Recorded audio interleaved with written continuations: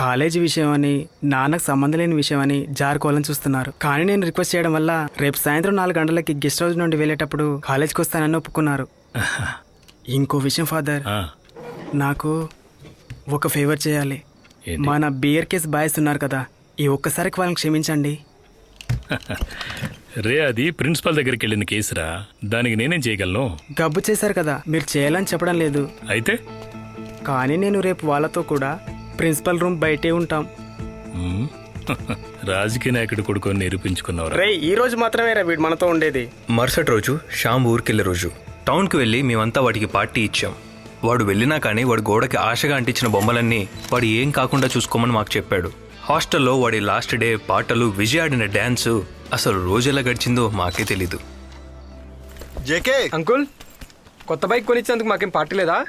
అరే అబ్బాయిలు, ఇప్పటికే చాలా ఎక్కువ ఖర్చు అయిందిరా. వీడు బైక్ మీద కాలేజీకి రావడం నాకు ఇష్టం లేని విషయమైనా వీడు ఇంట్లో ఉంటాడని నాకు సంతోషం. అందుకోసమే. అయ్యయ్యో అంకుల్, వాడు తమాషకు చెప్పాడు. వీళ్ళమ్మ గురించి అప్పుడప్పుడు మాతో చెప్తాడు. కానీ మంచి నెంబర్ 12 కరెక్టేగా. నాన్న చెప్పినట్టు కూడితే 6 వస్తుంది. వద్దనే చెప్పారు. దాని గురించి మీరు దిగులు పడకండి, నిదానంగానే వెళ్తాడు. Okay bye. మీరేం తప్పు చేశారో మీకైనా అర్థమైందా? హాస్టల్ డేలో బీర్ తాగి కారిడార్ అంతా వాంతి చేసుకున్నాను. టింకు, నీకెన్నిసార్లు వార్నింగ్ ఇచ్చాను నువ్వు ఇలా అన్డీసెంట్ గా బిహేవ్ చేయకూడదని? ఫాదర్, అది మటుకే కాదు, గ్రౌండ్ లో నేను నడిచే సమయంలో మారు పేర్లతో పిలిచి నన్ను ఎగతాళి చేస్తున్నారు. అలాగా? ఏమని పిలిచారు? బట్టనెత్తి, బాతు గుడ్డు అని. ఇంకెప్పుడు అలా పిలవను సార్. రేయ్, కాసేపు మీరంతా బయట ఉండండి. అలాగే ఫాదర్. ఏమైంది? మినిస్టర్ గెస్ట్ హౌస్ నుంచి వస్తున్నారు, మనకి ఇంటికి వెళ్దామా? బాగున్నారా? ఈ రోజు హాఫ్ డే, అందుకే అలాగా? ఉన్నారు. రండి. సార్, నేను ఎక్కడికి వస్తున్నావా? వీళ్ళెంత ఏంటి ఇక్కడ? మా హాస్టల్లో చదువులోను స్పోర్ట్స్లోను నంబర్ 1 వీళ్ళు. మీరేమైనా సహాయం చేస్తారేమోనని మీకోసం వెయిట్ చేస్తున్నాము. టైం దొరికితే వీళ్ళని ఎప్పుడైనా పిలిచి థ్యాంక్స్ అయినా చెప్పండి.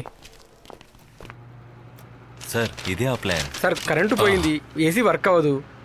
ఓహ్, పర్వాలేదులే. మీరు ఒక పని చేయండి, సోమవారం ఎవరైనా హైదరాబాద్కు రండి. సిటిఆర్ మీటింగ్ అక్కడే ఏర్పాటు చేస్తాను. Sure sir, thank you sir. Please. బా, ఈ ఫ్యాన్ ఇక్కడే ఉండాలా? నన్ను కలవాలని కుర్రాళ్ళు వచ్చారన్నావుగా, వాళ్ళని ఒకసారి పిలు. అలాగే సార్. ఇప్పుడు ఎందుకు వాళ్ళని పిలుస్తున్నారు? ఇలా చూడండి, మిమ్మల్ని మినిస్టర్ పిలుస్తున్నారు. Thank you.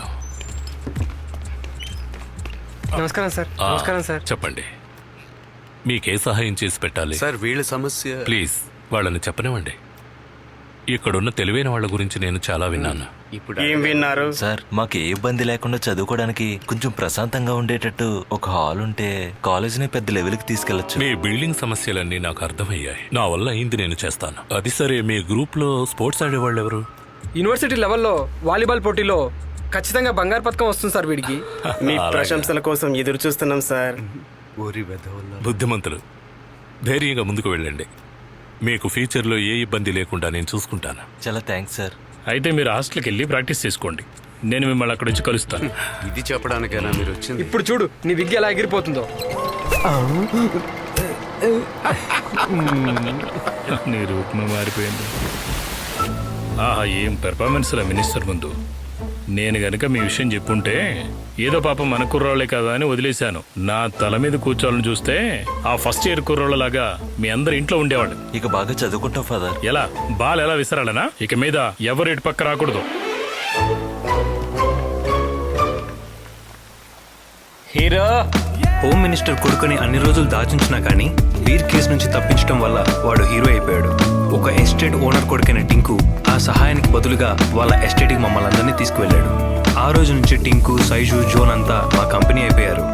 ఆ తర్వాత మేము ఎన్నోసార్లు వాళ్ళ ఎస్టేట్కి వెళ్ళి వచ్చేవాళ్ళం.